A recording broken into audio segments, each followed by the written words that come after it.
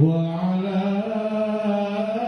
آل سيدنا محمد اللهم صل وسلم وبارك عليه لا إله إلا الله لا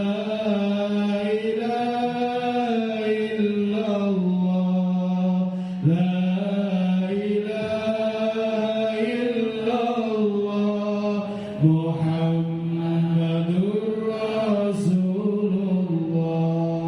La ilaha illallah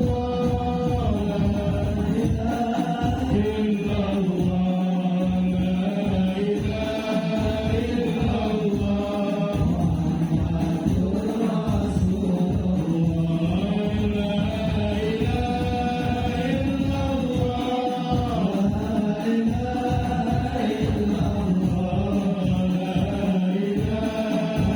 illallah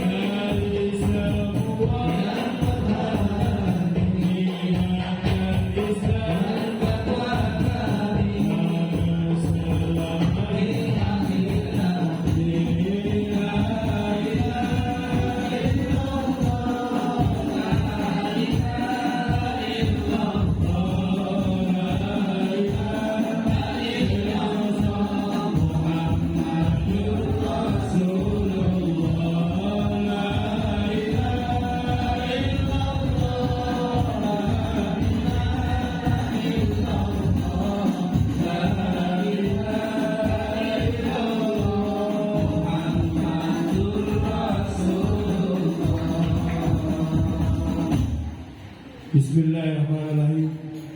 Assalamualaikum warahmatullahi wabarakatuh.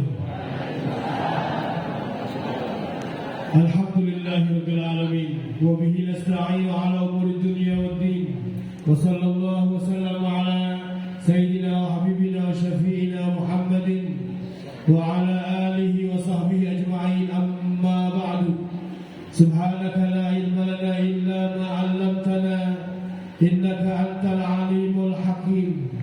Rabbi shrah li sadri wa yassir li amri wahlul 'uqdatam min lisani yafqahu qawli.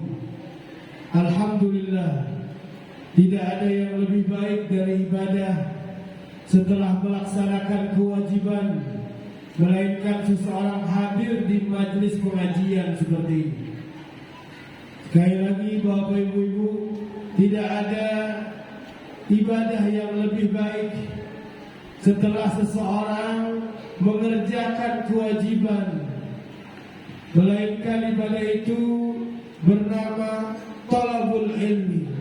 Seseorang yang duduk mendengarkan ilmu-ilmu agama yang akan membawa manfaat dan keuntungan dunianya lebih-lebih di akhiratnya. Kembali untuk diingat, duduknya orang hadir di majelis ilmu itu sudah ada kabar gembira dari Allah. Duduknya seseorang di majelis ilmu seperti Bapak Ibu-ibu sekarang, itu berarti Bapak-bapak Ibu-ibu sedang didoakan oleh para malaikat dengan doa ampunan dan kebaikan, bahkan dari seluruh makhluk Allah, baik yang ada di langit maupun yang ada di bumi, sampai semut-semut yang ada di lubang-lubang mereka. Saat ini, detik ini mendoakan buat mereka yang ngaji, buat yang mereka yang mengajarkan kebaikan, sampai ikan-ikan semua yang beraneka ragam di semua perairan. Siang ini ngedoain kita, ya Allah ampuni Bu Fulana, ya Allah ampuni Bapak Fulana, ya Allah ampuni itu Bapak Haji Fulana hadir, Abah Fulana hadir, ampuni mereka semua. Saya bilang semua kecuali jin dan manusia. Mereka saat ini memintakan ampun buat orang yang hadir di majelis pengajian seperti ini. Majelis yang hanya di dalamnya disebutkan firman-firman Allah dan hadis-hadis Nabi besar Muhammad. Jika seandainya mereka yang sudah mati yang ada di alam barzah sekarang tahu dibukain sama Allah tentang keutamaan, kedahsyatan, keuntungan pahala buat orang yang hadir pengajian seperti ini, mereka pasti teriak minta dikembalikan untuk bisa datang walaupun beribadah, yaitu menghadiri majelis ilmu seperti ini sejam atau kurang dari setengah jam. Alhamdulillah yang mendudukan kita di majelis ini, dan mudah-mudahan Allah Subhanahu wa taala nilai kita termasuk orang-orang yang bersyukur kepada Allah Subhanahu wa taala. Ibu-ibu bapak sekalian bisa lihat hadis di depan yang disebutkan dari sahabat Abu Hurairah radhiyallahu taala anhu bahwa Nabi besar Muhammad sallallahu alaihi wasallam pernah bersabda, "Inna awwala ma yus'alu anhu yaumal qiyamah ya'ni al-'abd min an-na'im ayyuqala lahu alam nusahhiraka jismak wa nurwiyaka min al-ma'il barid." Bapak Ibu-ibu jamaah yang dirahmati Allah, yang harus kita ingat, kita nanti akan ketemu dengan hari yang penuh dengan pertanyaan yang harus kita jawab dan akan dimintai pertanggungjawaban. Salah satu kenikmatan, Bapak Ibu-ibu, salah satu kenikmatan yang pasti akan ditanya sama kita nanti di hari kiamat adalah kenikmatan tentang kesehatan yang Allah berikan pada diri kita yang ada di badan ini. Allah akan tanya, matanya yang sehat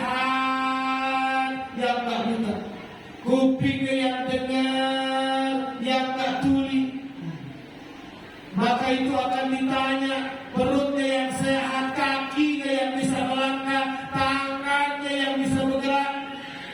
Itu nanti di hari kiamat akan ditanya, udah digunain buat apa nikmat badan sehat yang aku berikan? Apakah hanya sekedar capek untuk nyangkul? Apakah sekedar capek hanya untuk donos dan nyadar? Apakah hanya capek sekedar begadang nemenin orang ketika akan pesta perkawinan atau nunggu ada bayi yang baru lahir? Dia tidak pernah merasakan capeknya beribadah. Bahkan terkadang hadir di majelis ilmu pun dia cari tempat di mana dia bisa enak nyandar, terus agak merem-merem dikit. Allah akan tanya, Bapak Ibu sekalian jamaah rahmati Allah, di antara ayat yang paling menakutkan buat Nabi besar Muhammad SAW dan para sahabatnya adalah ayat yang sama-sama kita sudah hafal, tsumma latus'alunna yauma idzin 'anil na'im. Nanti di hari kiamat pasti semua akan ditanya tentang nikmat-nikmat yang Allah akan berikan, sampai nikmat sehat dan nikmat bisa minum air hangat, air dingin yang masuk ke dalam tenggorokan kita. Itu akan ditanya, buat apa digunakan? Mudah-mudahan yang hari ini badannya Allah kasih sehat, mudah-mudahan yang hari ini udah bisa minum air putih, air teh, air hangat atau air kopi, dengan hadirnya dia di majelis ilmu seperti ini, dia dinilai orang yang bersyukur atas nikmat-nikmat Allah. Mudah-mudahan Allahumma a'inni ala dzikrika wa syukrika wa husni ibadatik. Terus habis sholat kita baca seperti itu, ya Allah bantu aku biar bisa selalu selalu ingat kepadamu, bisa selalu bersyukur kepadamu, dan bisa memperbaiki dan terus membaguskan ibadahku kepadamu. Jangan ditinggalin tuh Bapak Ibu, tiap habis selesai sholat fardu baca Allahumma inni ala dzikrika wa syukrika wa husni ibadatik. Maka kemudian yang kedua yang ingin kami ingatkan, yang mudah-mudahan membawa manfaat buat kita semua yang hadir khususnya pada siang hari ini, dan seluruh kaum muslimin wal muslimat dimanapun mereka berada. Satu pelajaran yang setiap tahun semenjak ngaji di majelis ini Bapak Ibu sekalian dikasih tahu tentang akan adanya 4 bulan haram. Ada 4 bulan haram, yaitu Zulqa'dah, Zulhijjah, Muharram, dan bulan Rajab. Ada 4 bulan haram, yaitu Zulqa'dah, Zulhijjah, Muharram, dan bulan Rajab. Hari ini kita sudah di akhir tanggal daripada bulan Jumadil Akhir. Artinya besok kemungkinan besar, kalau memang tidak berubah dari tanggal 30, hari ini tanggal 29 bulan Jumadil Akhir, artinya besok bisa masuk tanggal 1 daripada bulan Rajab. Hal yang perlu kembali kita ulangi dan diingat-ingat, Bapak Ibu-Ibu, diharapkan jangan ada yang ngobrol sendiri, ya, jangan ada yang sibuk sendiri, atau jangan ada yang memejamkan matanya. untuk agar bisa dapat manfaat dari pertemuan kita siang ini, kembali diingatkan bahwa masjid yang di dalamnya ada Ka'bah itu disebut dengan Masjidil Haram. Masjid yang di dalamnya ada Ka'bah itu disebut dengan Masjidil Haram. Bukan artinya masjid dosa, bukan. Mekah dan Madinah itu disebut dengan dua kota suci, Al-Haramain Asy-Syarifain. Kenapa disebut dengan haram? Karena mulia, karena agung, karena suci, karena istimewa. Ibadah di Masjidil Haram, ibadah di tanah haram, itu perbedaannya dilipat gandakan 100.000 kali lipat dibanding kalau ibadah bukan di tanah atau Masjidil Haram. Ya, perbedaannya sampai apa? 100.000 kali lipat minimalnya, karena ada embel-embel Masjidil Haram. Rajab, Zulqa'dah, Zulhijjah, dan Muharram itu disebut dengan bulan haram. Bulan yang kalau orang melakukan kebaikan apapun, Bapak Ibu, di salah satu 4 bulan haram itu nilainya akan lebih dilipat gandakan oleh Allah dibanding bukan bulan haram. Begitu juga dosa. Kalau tadi yang melakukan amal soleh seperti ngaji, seperti nuntut ilmu, seperti puasa, seperti sedekah, kalau dilakukan itu di bulan haram, maka nilainya lebih apa? Dilipat gandakan pahalanya oleh Allah. Tapi ingat, begitu juga dosa. Begitu juga dosa. Kalau orang melakukan perbuatan dosa di tanah haram, apalagi di Masjidil Haram, itu nilainya juga akan lebih dilipat gandakan oleh Allah. Hati-hati nih, ya, yang mau cari selamat, yang mau ngeraup pahala, ya, dengan modal yang sedikit tapi untungnya luar biasa, maka pesan Allah, fala tadlimu fihinna anfusakum. Jangan kamu sia-siakan, jangan didiamin, jangan tidak digunakan buat amal soleh. Kalau udah tahu besok kita masuk bulan Rajab dengan izin Allah, masih punya dikasih umur, masih dikasih kekuatan oleh Allah, maka gunakan sebaik-baiknya. Tapi juga harus diingat, sebagaimana pahala nilainya akan lebih dilipat gandakan, maka begitu juga yang namanya dosa, itu nilainya akan lebih dilipat gandakan. Apa yang mesti dikerjakan? Pak Ustaz, di bulan haram, salah satunya bulan Rajab, apa yang bisa dikerjain? Kerjain.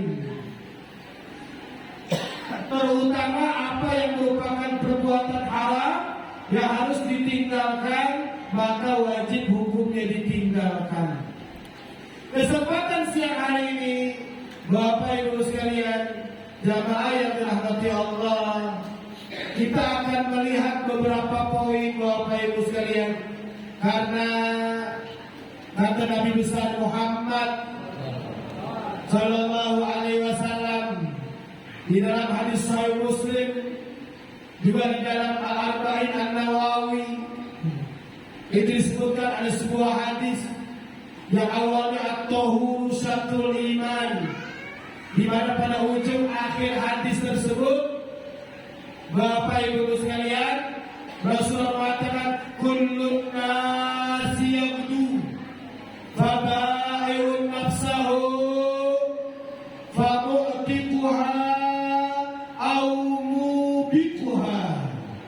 Perhatikan baik-baik Bapak sekalian. Ya, mudah-mudahan gak ada yang tidur, gak ada yang ngantuk. Rugi kalau setiap poin tidak kita mengerti, tidak kita bisa bawa pulang. Rasulullah mengatakan apa? Setiap manusia mulai melek mata, dia mulai akan melakukan aktivitas. Dari mulai melek mata, maka semua sudah mulai melakukan aktivitasnya. Baik itu dengan ucapan, baik itu dengan perbuatan tingkah laku, ataupun lintasan maksud tujuan yang ada di dalam hati. Perhatikan baik-baik, kembali diulang, mau mulai setiap bangun tidur, kata Nabi besar Muhammad SAW, seseorang akan mulai tidak sepi dari aktivitas yang dilakukannya, baik ucapan atau perbuatan tingkah laku ataupun lintasan yang ada di hati, maksud dan tujuan. Dari semua aktivitas itu, Bapak sekalian, faba'iun nafsahu, maka Bapak Ibu sekalian, diibaratkan orang itu kalau beraktivitas seakan-akan dia sedang jualan. Dia sedang menjadi seorang penjual barang. Ingat Bapak sekalian, ibadah kita, aktivitas kita itu digambarkan oleh Nabi besar Muhammad seperti orang yang sedang jualan. Maka orang yang jualan itu famu'tiquha au mubiquha. Kalau jualan di dunia ada untung, ada rugi. Kalau jualan sama Allah bukan cuma sekedar untung atau sekedar rugi. Kalau orang jualan sama Allah dengan aktivitasnya, dengan perbuatannya, ada kalanya aktivitasnya itu bisa menyelamatkan dia dari api neraka, bisa membebaskan dia dari api neraka, ataupun malah sebaliknya menjerumuskan, menceburkan dirinya masuk ke dalam api neraka. Ya, kalau jualan dagang di dunia cuman ada untung rugi. Tapi kalau jualan sama Allah seperti apa yang Allah bilang dalam surah Taubah, innallaha ashtara minal mu'minina anfusahum wa amwalahum bi anna lahumul jannah. Di dalam surah Taubah Allah mengatakan sesungguhnya Allah selalu membeli. Ingat ibu-ibu sekalian, kita ini ditunggu oleh Allah. Kita mau jualan apa hari ini? Kita mau jualan apa siang ini? Dan ingat, yang Allah hanya akan beli dagangannya orang-orang beriman. Mudah-mudahan kita tetap dinilai jadi orang yang beriman, sehingga capeknya bapak-bapak ibu-ibu, nahan ngantuknya bapak ibu-ibu, nahan yang tadinya kakinya itu rematik, dia tahan sampai selesai acara pengajian. Karena Allah mengatakan innallaha ashtara minal mu'minina anfusahum wa amwalahum bi anna lahumul jannah. Sesungguhnya Allah membeli dari orang-orang yang beriman diri-diri mereka yang udah digunain buat ibadah, harta-harta mereka yang mereka udah gunain buat ibadah, bi anna lahumul jannah, dengan bayaran yang bukan murah, dengan bayaran apa? Dengan bayaran apa? Dengan bayaran surganya Allah Subhanahu wa ta'ala. Siap-siap, makanya kita perlu mempunyai ilmu, karena ada aktivitas, Bapak Ibu, ada aktivitas yang kalau dikerjain bukan cuma dapat pahala. Orang banyak tahu tuh, mengerjakan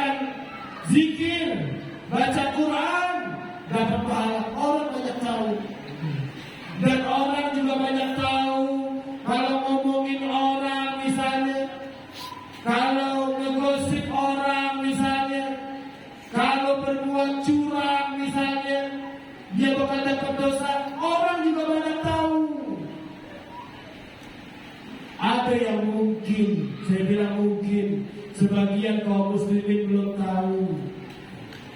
Ada orang yang dengan aktivitasnya bukan cuma dapat dosa. Ada orang yang dengan ucapannya, yang dengan perbuatannya, karena itu merupakan perbuatan yang dilarang, bukan cuma dapat dosa, plus ada plusnya, ada tambahannya apa?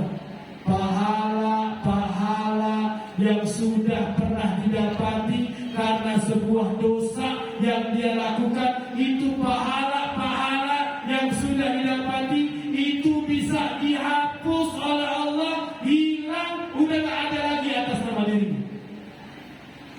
Perhatikan baik-baik, Bapak sekalian, saya ulangi, jangan tidur, jangan nunduk. Ya, bukan waktunya tawaduk sekarang.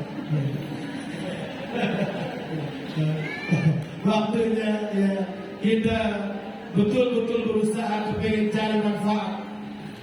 Jadi ada aktivitas yang kalau dikerjain bukan dapat pahala dan bukan cuma dapat dosa, tapi ada plusnya.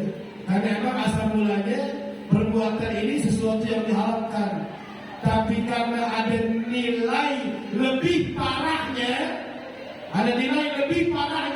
dosanya udah dianggap keterlaluan oleh Allah, maka si pelaku dosa ini bukan cuma dapat nilai dosa, tapi juga dapat apa? Pahala yang sudah pernah didapatinya, mungkin karena sholat, mungkin karena puasa, mungkin karena sedekah, mungkin karena zikir dan lain sebagainya dari semua kebaikan. Tapi karena dia mengerjakan dosa-dosa tertentu, aktivitasnya, omongannya, perbuatannya, karena sudah melakukan dosa tertentu, itu menghapus pahala kebaikan.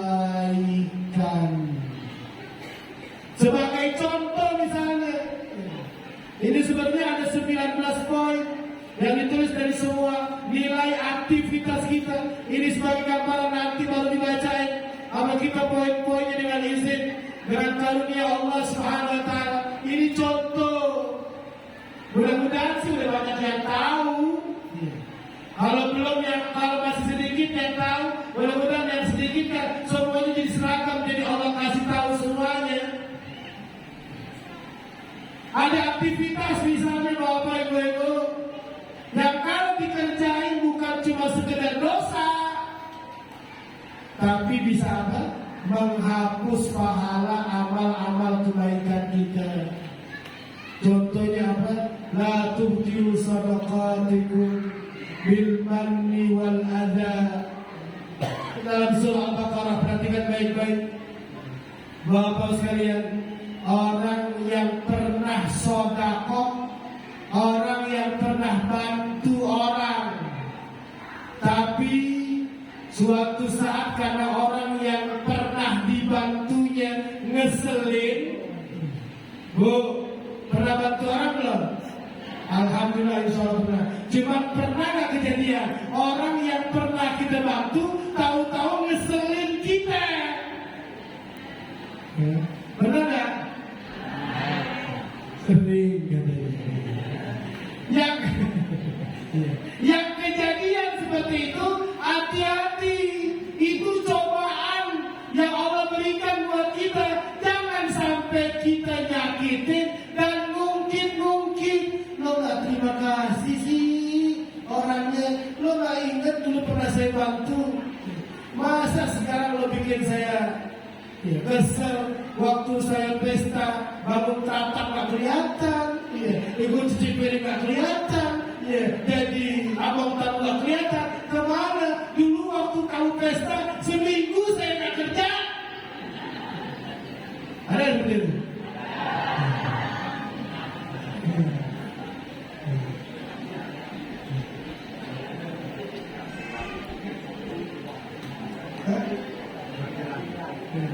Kopi yang pirang.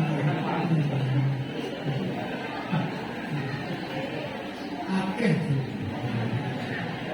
Itu namanya orang itu telah melakukan dosa terus bersama.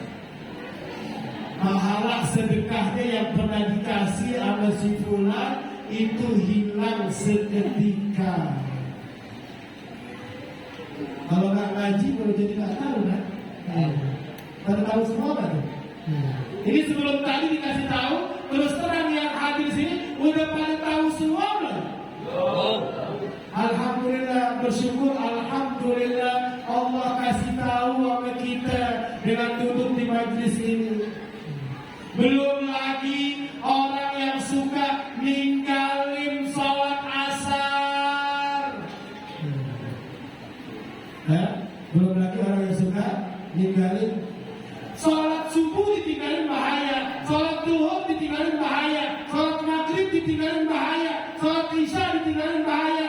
Memang secara khusus sholat asar yang kalau ditinggalin pelakunya itu bukan cuma dapat dosa, tapi pahala-pahala amal ibadah lainnya bukan cuma sedekah, itu bisa dihilangin, dihapus sama Allah Subhanahu wa taala. Hati-hati dengan apa? Dengan ninggalin apa? Dengan ninggalin sholat asar. Jadi kita lihat dulu Bapak sekalian, jamaah yang dirahmati Allah, poin-poinnya. Ada amalan yang kalau dikerjakan karena Allah dia dapat pahala. Bila ditinggalkan atas pengetahuan dia dapat dosa. Karena Bapak Ibu-ibu, di antara sifat mustahil buat Allah yang gak mungkin terjadi pada Allah, Allah itu mustahil berbuat zalim. Allah itu mustahil berbuat zalim. Gak mungkin ada orang sering ngaji, perhatikan baik-baik. Allah mustahil berbuat zalim. Artinya meletakkan sesuatu bukan pada tempatnya, itu mustahil buat Allah. Contohnya gimana? Kalau ada orang rajin ngaji, ada orang rajin ngaji, cuman karena belum sampai ilmunya. Ada orang rajin ngaji, cuman belum sampai ilmunya. Dia melakukan perbuatan yang asal mulanya diharamkan. Ada orang rajin ngaji, oh dia suka ngaji di sini, oh dia suka ngaji di situ. Artinya rajin lah dia ngaji, cuman karena belum sampai ilmunya, atau mungkin waktu pas pengajian dia berhalangan nggak datang, nggak ada kawannya ngasih tahu, atau misalnya yang maklum namanya wes dia di atas 60 tahun. Apa penyakit itu? Lupa misalnya. Akhirnya apa? Perbuatan haram yang asal mulanya kalau dikerjain dapat dosa, tapi karena emang unsur betul-betul belum tahu. Kalau unsur betul-betul dia keadaan lupa, atau dalam riwayat yang lain betul-betul dalam keadaan terpaksa mengancam jiwanya, maka kesalahan-kesalahan yang dilakukan karena sebab tadi, karena sebab belum tahu, betul-betul belum tahu, belum sampai pelajarannya, atau karena betul-betul apa? Betul-betul lali, betul-betul pohon, semua. Ya, ya. Maka kalau betul-betul lupa apa? Jadi maafkan, atau betul-betul terpaksa karena mengancam nyawanya, mengancam jiwanya. Semua dosa yang dilakukan dari sebab itu dimaafkan. Saya belum pernah tahu Pak Ustaz, kalau apa namanya minjem duit yang ada bunganya itu haram Pak Ustaz. Ada yang belum tahu? Bu, bu, ada yang belum tahu nggak? Kalau pinjam duit yang ada bunganya nggak boleh. Siapa yang belum tahu selama ini angkat tangan? Angkat tangan.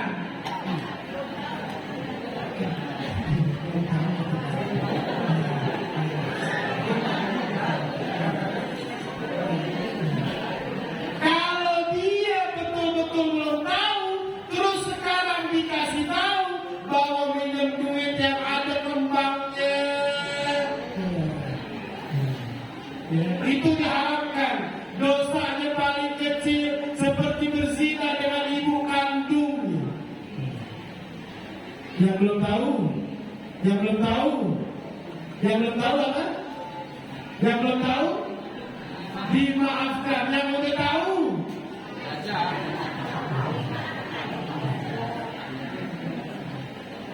terus kalau udah tahu terus dikerjain. Ya tinggal betul-betul bertaubat sungguh-sungguh ya kepada Allah. Nggak ada yang namanya dosa, ya, nggak ada yang namanya dosa yang tidak diampuni oleh Allah, walaupun itu dosa syirik, walaupun itu dosa syirik. Karena orang kadang-kadang juga baca ayat mengenai dosa syirik cuma satu ayat, nggak dilihat ayat yang lain. Allah tidak mengampuni dosa syirik dan mengampuni dosa selain syirik. Tapi dalam ayat yang lain juga Allah mengatakan, la taqnatu min rahmatillah, innallaha yaghfirud dzunuba jami'a.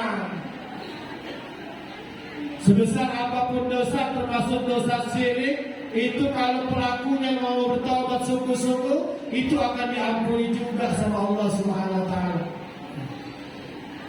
Dan ada aktivitas yang kalau dikerjakan di poin yang kedua bisa mendapatkan dosa, ya, karena disebut dengan perbuatan haram.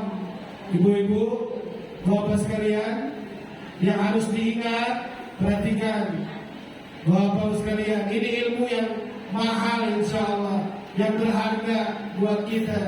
Karena dalam ibadah itu, bapak ibu-ibu, dalam ibadah itu ada kalanya hal-hal yang mesti dikerjain, ada kalanya hal-hal yang mesti ditinggalin.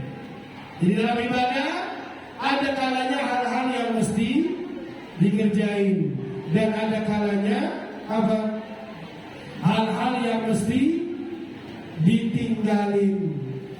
Setiap kali ngerjain sholat kita bilang lillahi ta'ala, niatnya karena Allah, karena sedang ngerjain yang wajib, karena sedang ngerjain yang sunnah. Ninggalin yang haram juga harus lillahi ta'ala. Ninggalin yang haram itu harus apa? Karena ada orang biasanya mabuk minum-minuman keras, dalam seminggu ini, sebulan ini gak kelihatan dia ngumpul minum-minuman keras. Ketika ditanya sama kawannya, kenapa kamu tidak minum? Lo gak tahu polisi lagi keliling terus di kampung kita? Lo gak takut ditangkap? Biasanya minum cuman karena dia tahu bahwa dalam seminggu ini, sebulan ini, polisi berkeliaran nangkap siapa yang minum, akhirnya dia tidak minum, maka tidak minumnya menjadikan dia apa? Tidak dapat pahala, karena meninggalkan yang haram bukan lillahi ta'ala, tapi karena takut.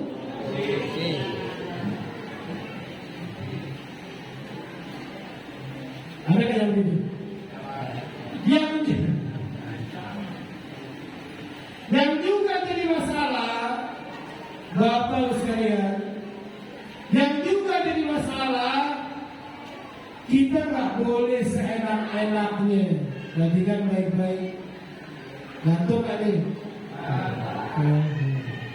Kita nggak boleh seenak-enaknya menghalalkan apa yang diharamkan oleh Allah, ya, dan juga mengharamkan apa yang dihalalkan oleh Allah dan Rasul. Ingat, Bapak sekalian, di antara dosa besar yang menjadikan seseorang dinilai melakukan praktek kesyirikan adalah memutarbalikkan hukum. Maka kemudian ada yang namanya ibadah yang hukumnya sunnah. Ada ibadah yang namanya hukumnya sunnah. Selama ini kita paling cuma dengar kalau sunnah itu ibadah yang hukumnya sunnah, itu kalau ditinggalin apa? Nggak dapat dosa. Memang betul, nggak dapat dosa ibu-ibu, bapak sekalian. Tapi kita ini diajarin sama Nabi besar Muhammad, dan di dalam surah Asy-Syu'ara juga disebutkan kita ini harus mempunyai sifat haris dan sifat tomak. Kita ini diajarin sama Rasulullah hendaknya mempunyai sifat haris, antusias, rakus yang terpuji. Rakus yang terpuji. Haris itu biasanya kalau di kita ada ayyuhal haris. Dalam bahasanya rakus yang terpuji. Apa rakus yang terpuji? Bapak sekalian, kita harus jadi orang yang rakus. Jadi nanti kalau ditanya sama bapaknya, sama istrinya yang nggak datang, sama siapa, tadi udah ngaji apa di masjid? Oh, Pak Ustadz suruh ngajarin kita punya sifat. Cuma harus ditambahin, jangan titik. Rakusnya dengan semua yang bisa nambahin pahala buat kita, dan rakus dengan semua hal yang bisa menjadikan dosa-dosa kita diampuni. Rakus dengan apa, Bu? Rakus dengan biar terus kita dapat tambahan pahala. Dan rakus dengan apa? Biar dosa-dosa kita selalu dua. Rakus itulah yang terpuji, yang harus ada pada diri kita. Jadi paham harus rakus apa? Ihris ala ma yanfa'u, kata Rasulullah. Rakuslah engkau dengan yang bisa mendatangkan manfaat pahala buat kamu. Jadi bukan rakus makan, bukan rakus nyari duit. Karena kalau udah rakus nyari duit, digambarin sama Nabi besar Muhammad Sallallahu Alaihi Wasallam, di dalam hadisnya beliau pernah mengatakan, "Madzibani jai'ani ursila fi ghadamin bi'afsada min hirsil mar'i 'alal mali wasyaraf lidinihi." Rasulullah mengatakan, dua serigala lapar. Berapa? Pernah lihat serigala itu? Lihat di mana? Ada di kamu lihat. Ada di TV. Madzibani, dua serigala lapar.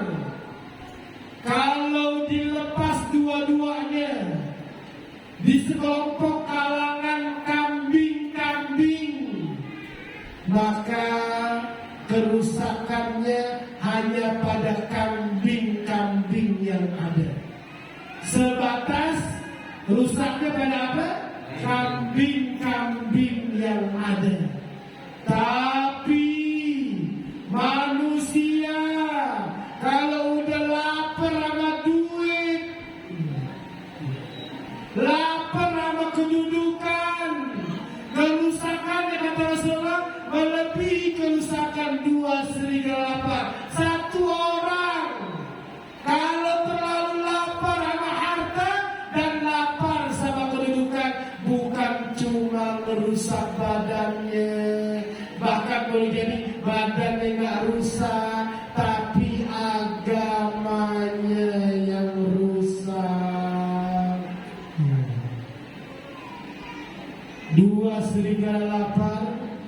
Kata Rasulullah SAW, kalau apa? Kalau lapar itu kerusakannya belum seberapa parah. Kalau dilepas di kalangan kambing-kambing, paling cuma habis kambingnya. Tapi kalau ada orang udah gila sama apa? Sama harta. Apa? Sertifikat tanahnya disekolahin, BPKB motornya disekolahin, BPKB. Ada nggak yang di sekolah itu, Bu?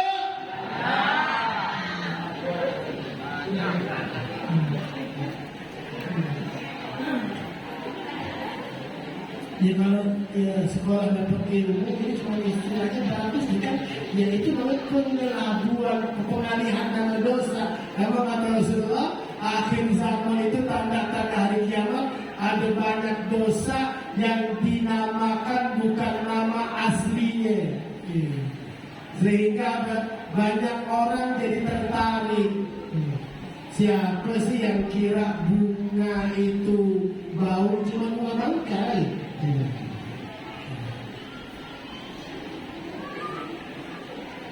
Jadi manusia kalau sudah gila harta, kalau sudah gila kedudukan, padahal berapa sih gajinya kades?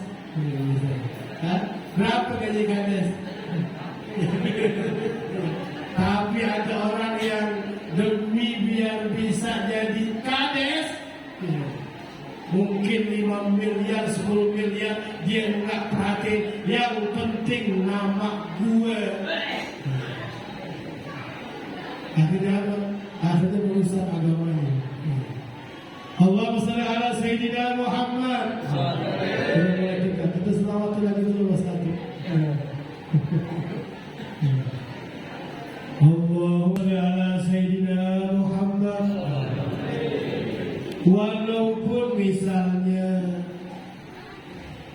makan pakai tangan kanan, minum pakai tangan kiri, walaupun misalnya masuk masjid misalnya pakai kaki kiri itu tidak dosa, walaupun misalnya keluar dari masjid pakai kaki kanan itu tidak dosa. Karena masuk masjid pakai kaki kanan itu sunnah, keluarnya pakai kaki kiri juga sunnah. Artinya gak dosa kalau dibalik. Tapi sekali lagi, tadi udah diajarin, kita harus punya rakus dengan apa, Bu? Rakus buat bisa selalu nambahin apa? Nambahin pahala dan ngurangin banyak dosa. Allah bilang dalam surah Ali Imran apa? Di ayat yang ke-31 udah banyak yang hafal. Qul in kuntum tuhibbunallaha fattabi'uni yuhibbukumullah wa yaghfir lakum dzunubakum. Orang itu sekali ngamalin sunnah Nabi yang hukumnya sunnah, sekali seseorang ngamalin ajaran Rasulullah yang hukumnya sunnah, itu selain dapat pahala, selain dapat kecintaan Allah, itu yaghfir lakum dzunubakum, kelanggengan. Ngerjainnya cuma sekali, Bu. Ngerjainnya cuma sekali. Tapi juga cuma sekali juga. Ngerjainnya cuma sekali. Tapi karena keikhlasan di dalam hati pelakunya ketika ngerjain, satu kali dia masuk masjid melangkah pakai kaki kanan, itu sekian banyak dosa-dosanya. Ya Allah tidak sebut apa 10 dosa, apa 100 dosa, apa 1 juta dosa, apa 1 miliar dosa, apa Apa setriliun dosa buat pelaku yang mengamalkan sunnah Nabi. Salah satu yang tadi saya contohin, masuk masjid pakai kaki kanan, keluar masjid pakai kaki kiri, pakai sendal dia masukin kaki kanan duluan, ngelepas sendal dia keluarin kaki kiri duluan. Maka yang demikian kalau ditinggalin hukumnya tidak jadi masalah, tapi rugi besar. Sunnah itu yang harus kita garis bawahi, kalau ditinggalkan bukan cuma tidak apa-apa, bukan cuma tidak berdosa, tapi kalau kita dikasih kesempatan buat ngerjain terus diabaikan, maka kita rugi besar. Rugi apa? Ruginya apa? Dosa-dosanya ya seharusnya banyak diampuni, cuma gara-gara pakai kaki kanan jadi tidak masuk golongan yang diampuni saat itu. Makanya ibu-ibu, bapak sekalian, sahabat Abu Hurairah radhiyallahu ta'ala anhu arda, yaitu pernah masuk masjid pakai kaki kiri karena lupa, karena nggak sadar. Ketika dia lihat, oh ternyata kaki kiri duluan dia masuk, dia langsung keringatan. Detik itu juga langsung dia pingsan. Cuma gara-gara apa? Masuk masjid pakai kaki kiri yang kalau dikerjain dapat apa? Dapat apa? Gak dapat pahala, gak dapat dosa. Cuma karena tertanam kerugian yang besar, akhirnya dia ketakutan ketika dia siuman, ketika dia tersadar dari pingsannya. Maka ditanya sama kawan-kawannya, ada apa gerangan ya Abahin? Ada apa gerangan ya Abu Hurairah? Maka Abu Hurairah mengatakan, aku minta ampun kepada Allah karena aku tadi masuk masjid udah ngeduluin kaki kiri, karena aku merasa jangan-jangan setelah aku melakukan masuk masjid pakai kaki kiri, aku takut gak ada umurku lagi, aku mati sementara aku tadi tidak mengerjakan sunnah Rasul yang menjadikan dosa-dosaku ada yang tidak diampuni. Karena aku takut gak ada umur lagi, mungkin sebab itu yang menjadikan aku tadi pingsan sampai tidak sadarkan diri. Cuman gara-gara masuk masjid. Ada orang gak pernah ke masjid biasa-biasa aja, gak pernah sakit, gak pernah pingsan, gak pernah keringetan. Ada seperti itu. Allahumma sholli ala sayyidina Muhammad. Kemudian ya Bapak Ibu sekalian, jamaah yang dirahmati Allah, ada pekerjaan yang tidak berdosa tapi rugi besar kalau dia kerjakan, yang biasa disebut dengan perbuatan yang makruh. Orang makan sambil berdiri, minum sambil berdiri, tidak dosa, cuma makruh. Cuma harus diingat Bapak Ibu sekalian, yang namanya makruh itu bahasa Arab, yang kalau diterjemahkan ke dalam bahasa Indonesia artinya sesuatu yang dibenci. Makruh itu bahasa Arab, kalau diterjemahkan ke dalam bahasa Indonesia artinya sesuatu yang dibenci, yang tidak disukai. Siapa yang benci? Siapa yang tidak suka? Allah dan Rasulnya. Makanya kalau perbuatan makruh ditinggalkan karena Allah, dia dapat pahala. Oh, lagi ngunyah keripik, ya. Pas ingat ngunyahnya sambil berdiri, segera duduk. Oh, lagi nyemil makanan sambil berjalan, dia sadar itu perbuatan makruh yang tidak disukai, segera duduk. Maka itu berarti dia sudah meninggalkan perbuatan yang makruh karena Allah, dan dia bisa dinilai mendapatkan pahala.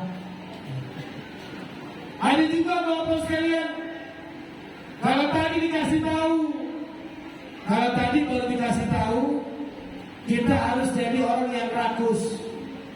Rakus dengan apa? Rakus dengan apa? Biar selalu aktivitas kita dapat pahala dan apa? Dan ada unsur apa? Pengampunan dosa. Maka yang harus kita punya sifat ini adalah berusahalah, walaupun ini gak gampang. Tapi fa'innahu la yasirun ala man yassarallahu alaihi. Ketika Mu'adz bin Jabal, ya, di dalam Al-Arba'in An-Nawawi dalam Sunan Tirmidzi disebutkan banyak tentang perbuatan yang bisa memasukkannya ke surga dan bisa menjauhkannya dari neraka. Gantung ada dulu. Sebentar lagi. Sebentar lagi insyaallah. Udah berapa? Terus saja. Lebih saja. Sejam 10 menit. Sejam? Oh, sudah lebih sejam. Pantas sudah mulai kelihatan dia menangis. Jadi Bapak Ibu, satu poin ini terakhir. Ya, nanti kita lanjutkan kesempatan berikutnya, insya Allah. Ya. Maka Bapak Ibu, seorang Muslim yang rakus itu dia harus punya komitmen, dia harus punya keinginan yang kuat, pantang melakukan aktivitas yang nilainya sia-sia, artinya nggak dapat pahala juga nggak ada dosa. Itu namanya perbuatan sia-sia, nggak dapetin pahala. Ibu-ibu, bapak sekalian, mau makan pagi jam 7, mau tidur malam langsung habis isya, yang mau tidur jam 9 karena masih ada yang mau dia kerjain, maka bebas. Dia mau makan jam 7, ya, jam 7 pagi, mau makan jam 11 pagi, itu nggak ada aturannya. Makanlah sebelum zuhur, nggak ada. Makanlah kalau sudah terbit matahari, nggak ada. Cuman dia punya kebiasaan melakukan perbuatan mubah, contohnya makan pagi jam 7 misalnya, atau setengah 7.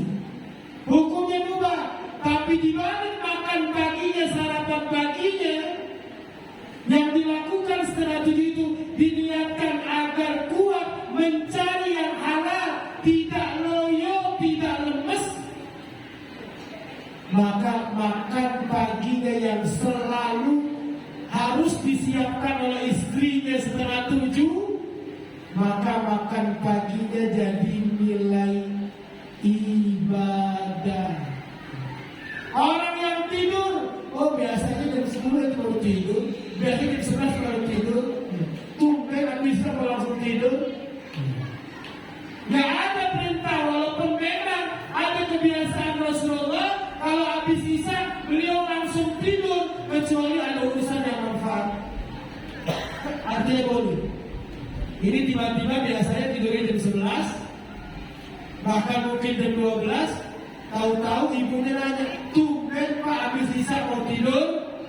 Iya Bu, ini Bapak niat tidur nih buru-buru, biar bisa bangun malam terus semangat, nggak ngantuk. Niatnya jujur Bu, iya. Niatnya serius, disiapin alarm. Cuman ya, karena memang kadang-kadang alarm cuma denger terus dimatiin dia. Ya. 5 menit kemudian alarmnya bunyi lagi, dimatiin lagi sama dia. Ya. Ada yang seperti itu? Tapi niatnya jujur, niatnya serius mau bangun malam, tapi ngantuk malah mengalahkan praktek bangun malamnya. Niat jujurnya tidur buru-buru,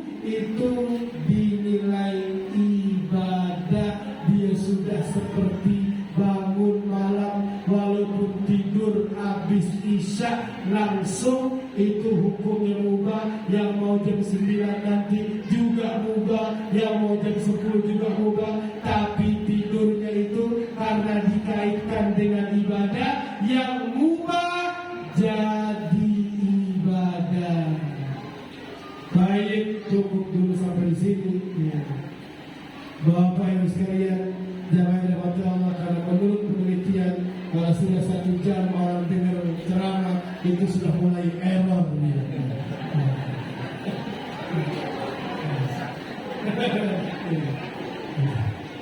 Jadi ngaji yang kesini di mana kita Pak ini? Hah?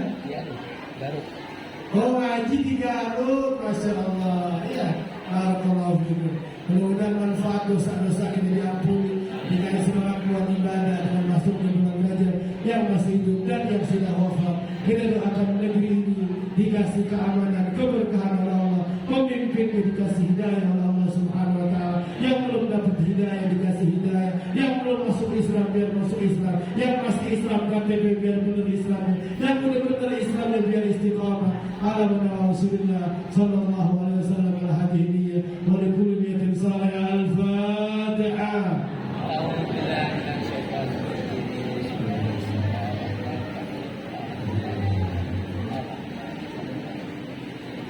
Bismillahirrahmanirrahim. Alhamdulillahirabbil alamin. Wa sallim ala sayyidina Muhammad wa ala ali sayyidina Muhammad.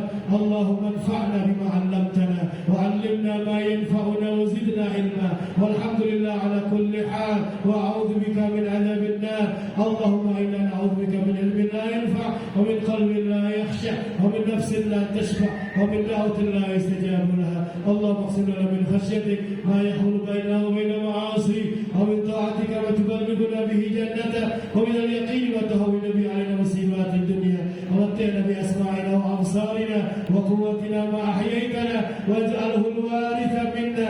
Yang punya sakit di badannya mudah-mudahan dikasih kesehatan demi buat ibadah. Ya Allah, jaga kesehatan kami karena kami masih pengen mau ngaji, masih kepengen mau salat, masih pengen mau dengerin pengajian. Wa mati'na bi asma'ina wa absarina wa quwwatina ma ahyaytana waj'alhu al-waritha minna waj'al tha'rana 'ala man zalamana wansurna 'ala man 'adana wa la taj'al musibatana fi dinina wa la taj'al ad-dunya akbar hammina wa la mablagha ilmina wa la tusallit 'alaina man la yarhamuna. Wa sallallahu ala sayyidina Muhammadin